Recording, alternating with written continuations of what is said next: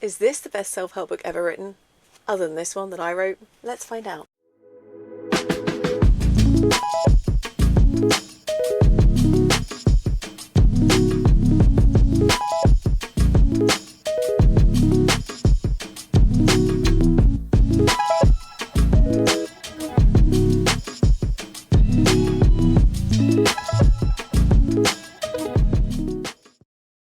Hi everyone, I'm Rosie Blythe. I'm the author of the Princess Guide to Life book series, and if you're watching this, you're watching my very first video, so thank you for being here. Welcome. On this channel, I'm going to be talking about all things spirituality, self-help, manifestation, and some practical stuff like finances, and some fun stuff like book reviews, dog stuff, boat stuff, because I have one of each of those. So I hope you enjoy the ride. So for my first video, I thought it'd be nice to pay homage to this book, Feel the Fear and Do It Anyway by Susan Jeffers, my rather grubby old paperback. I've had it for a while. It's the first self-help book I ever read when I was about 16. And it really changed the way that I thought about stuff. You know how some self-help books have a snappy title, and then when you read the book, it's basically just the title over and over again. They've padded it out, and you think, that could have just been a leaflet. This book is the opposite of that. There is so much packed into it. So just to be clear, Susan Jeffers is talking about the kind of fear that stops you from living your best life here. She's not talking about doing dangerous things. Just in case there was any doubt, like you're coming out of a club and some strange guy offers you a lift home and you're like, I feel a bit nervous about this idea, but I should just feel the fear and do it anyway. Like, no, don't do that. And in fact, if you have read The Princess Guide to Life, you may remember I have a recommended reading section where I mention Feel the Fear and Do It Anyway. And another book that I recommend is The Gift of Fear by Gavin de Becker, which is kind of the flip side of this book. It's when fear is there to protect you.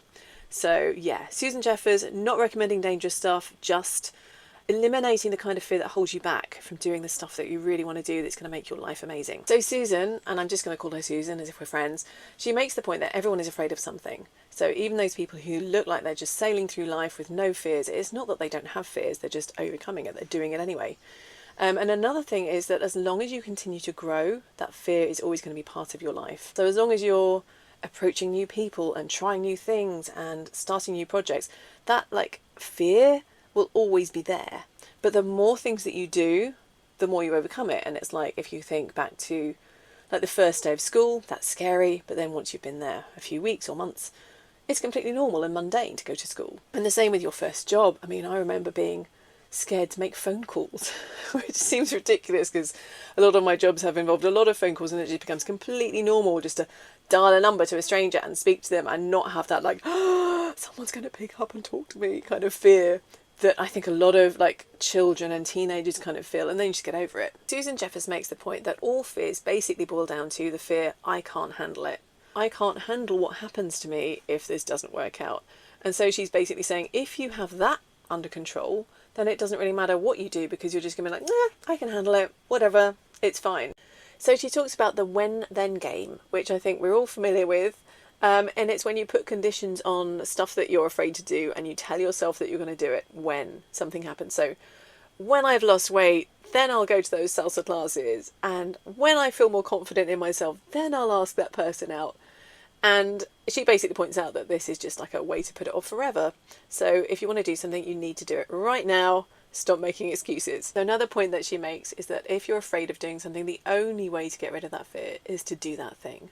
So whether that is climbing a mountain or singing on stage, you've just got to do it. And that's the only way that you're going to take that fear away. So she talks about win-win choices. So this is like if you're leaving your job and you're afraid that the new one isn't going to be any good, you have to think of it like, okay, so one scenario is the job is great and it's fantastic and everything works out great. Or the second choice is it's not so good, but instead I learn some stuff and I maybe meet some new people that I wasn't going to meet otherwise. And I think this is definitely the way to frame things, because if you think about this, if you look back on your life, there will always be things that didn't work out the way you thought they were going to, but you maybe made a friend that you wouldn't have met in any other circumstances. Or maybe like in certain jobs, perhaps you deal with something that's a bit tricky and then that prepares you so that when that pops up again later in your career, you know exactly what to do, and this time the stakes are higher, and so you're really glad that you had that experience. So you just have to think of it through this positive frame of it's always working out for me. So she makes the point again that security isn't having things, it's handling things, which I think is a really good philosophy to have. So this book was published in 1987, and in some ways it seems ahead of its time. She talks about a lot of stuff that's really mainstream now, but was maybe groundbreaking back then. Like she talks about the law of attraction, doing affirmations and positive thinking and stuff. So there are a couple of things that now kind of seem slightly dated. So one of them is when she talks about the concept of power being a little bit negative for women, maybe. And possibly this is still true for some people. But she talks about the fact that some women kind of shy away from the idea of having power because it seems unfeminine. Whereas I think now, thankfully, we're very much about claiming our power. Another thing she talks about is people saying, don't be such a Pollyanna. And it turns out Pollyanna is a little girl in a story who sees the bright side of everything. Apparently people in 1987 found this to be really annoying. And I think that would not be said to anyone today because we're so much about positive thinking. I think even people who have nothing to do with the self-help community are aware that, you know, positive thinking is seen as a good thing. Obviously there's toxic positivity, but I guess we'll talk about that in a different video. But yeah, so I think we've really come a long way since this book was published. So there's a real tough love aspect to this book. There's a chapter on victim mentality. Yeah, it's kind of harsh. It's definitely kind of out of sync with a lot of our current culture of, oh, we should never victim blame and you've got to be aware of everyone's issues.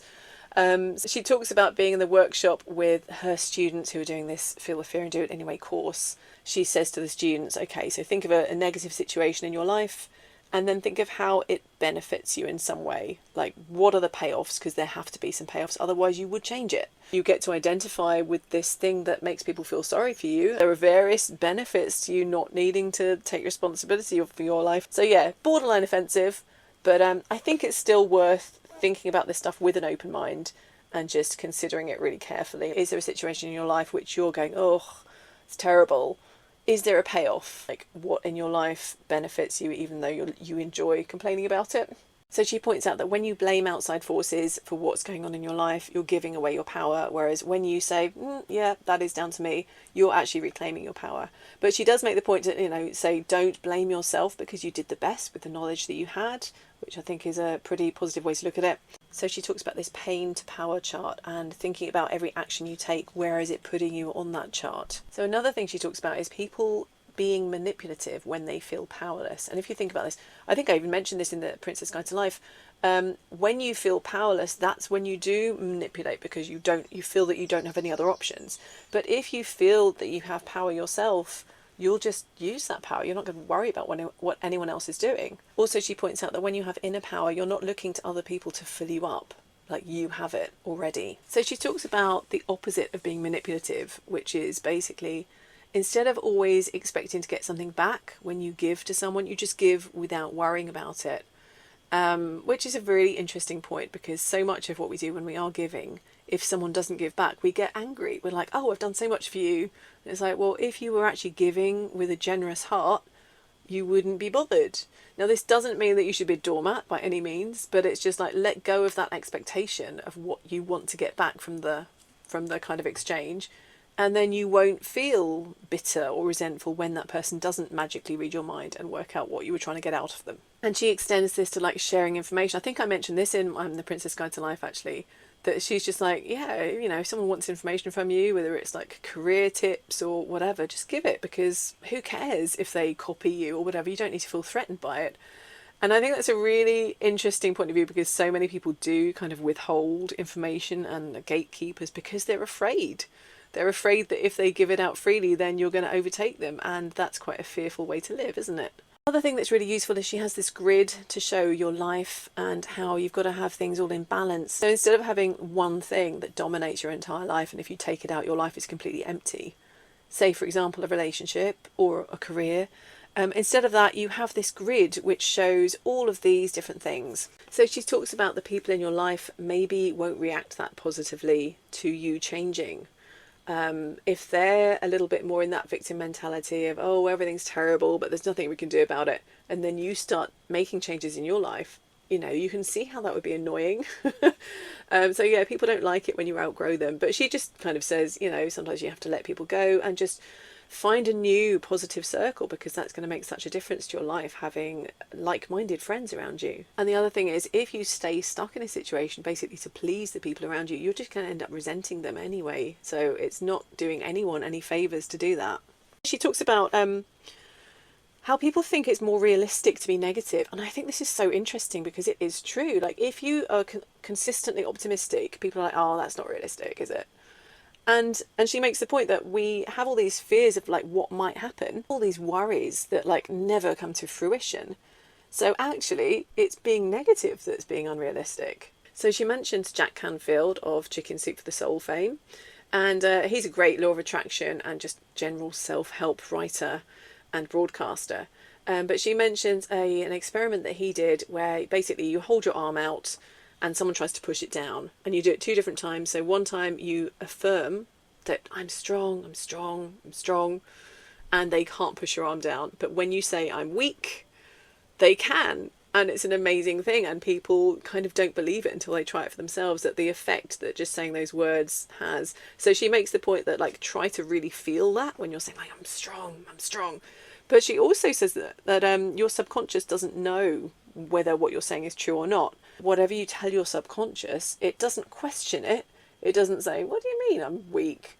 It's just like, okay, I'll be weak then. So you don't even have to believe it. It just happens anyway, which is a pretty interesting point when it comes to affirmations. So she's really ahead of her time. She talks about recording affirmations on a tape, sticking like post-it notes all over your house with positive sayings, and basically just like drenching yourself in positivity from the moment you wake up. Or even, I mean, she talks about having a tape playing just as you're going to sleep, because obviously this was way before the Parrot app where you could just record an affirmation and have it playing all night while you're asleep. But yeah, she really goes for the discipline of like just keeping your mind focused on positive things so you don't have time to think about negative stuff. And there are some nice little tricks here where she kind of helps you to just reframe stuff. So instead of saying I can't do something, you reword it to I won't. And she has a really good example of how you could really nicely turn down a dinner invitation instead of saying I can't come, which makes you feel powerless. Even if you're just saying it in a really flippant way, your subconscious still hears you say I can't, and it's like, oh, I can't do stuff, okay. But yeah, so she kind of comes up with like, oh, I'd love to, I'm going to take the time to actually do some work today, but I hope that you'll ask me again. And then it's like, well, nobody could take offence at that, but you've effectively said I'm not going to come over because I have this other stuff that I want to do, but without saying I can't, sorry. So she talks about a book of abundance where you keep track of all the good things in your life and all the things you have to be thankful for, which I think is such a great tip. And again, this is probably not new to you if you've been in the self-help manifestation community for a while. But I think this is so amazing that she was saying this back in the 80s. And it's just taken some time to trickle down into the mainstream in the 21st century. So Susan talks about the chatterbox, which is the negative voice in your head, which says, everyone hates you, you're rubbish at everything that you try, why are you even bothering? And obviously we don't want that voice in our heads. So she suggests replacing it with the voice from your higher self, which is of course telling you how wonderful you are and how you can do anything and you can handle anything. And just basically getting used to talking to yourself in an encouraging way, not in a negative way. So she talks about saying yes to the universe, which is basically just going with the flow, and whatever pops up, you're just like, okay then, sure, let's do that. Instead of being really resistant, like, no, this is wrong, I don't want it to go this way. You just kind of accept that everything's happening, everything's turning out the best way that it possibly can for you. And Susan tells this great story about intuition, that one day she just has this kind of, almost like a thought popping into her head out of nowhere, go to the new school. And she's kind of like, I don't know why I would do that, but okay, seems harmless enough, why not? And so she goes down there and this lady says, oh, can I help you? And Susan says to her out of nowhere, she didn't even know she was going to say it, I'm here to teach a course on fear. And the woman's like, oh, that's exactly what we need. We've been looking for someone and we couldn't find anyone, and we've got like half an hour before we have to finalise the catalogue. So long story short, that's how Susan starts her teaching Feel the Fear and Do It Anyway course, which led to the book, and it's all done really quickly and easily. And she was just like, how did that happen? And it's so funny, isn't it, when you listen to those weird little impulses. And I'm not talking about that impulse that you have when you're like crossing over a bridge, you think, oh, what if I threw my keys over? That's called the call of the void. I'm not talking about that. But just those funny little impulses where you just think, well, okay, yes, I'll turn left instead of right when I go for my walk today. I will pop into that shop that I'm feeling drawn to. I will call that friend who is on my mind, and you just never know what's going to come from it. And I think we get these little nudges, don't we, from the universe, just pushing us in the right direction. Ultimately, this is a great self-help book. I think if you read one, well, read mine, but read this one too. There's so much in it. You could use it as a workbook to kind of work through any issues that you have. It's a really great read, and without this book, my book wouldn't exist. So thank you, Susan Jeffers. I've had so much fun chatting to you today. I hope you've enjoyed it too. Thank you for spending the time with me, and thank you for liking this video. Thank you for subscribing to the channel, and I will see you next time. Bye.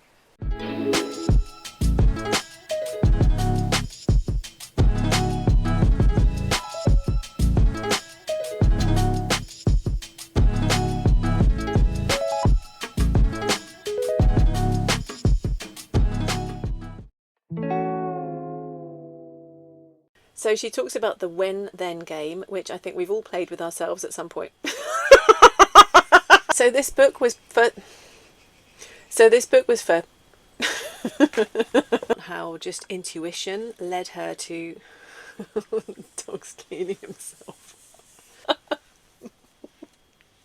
Ultimately, this is such a great book. It's sorry, the dog's snorting. Don't snort.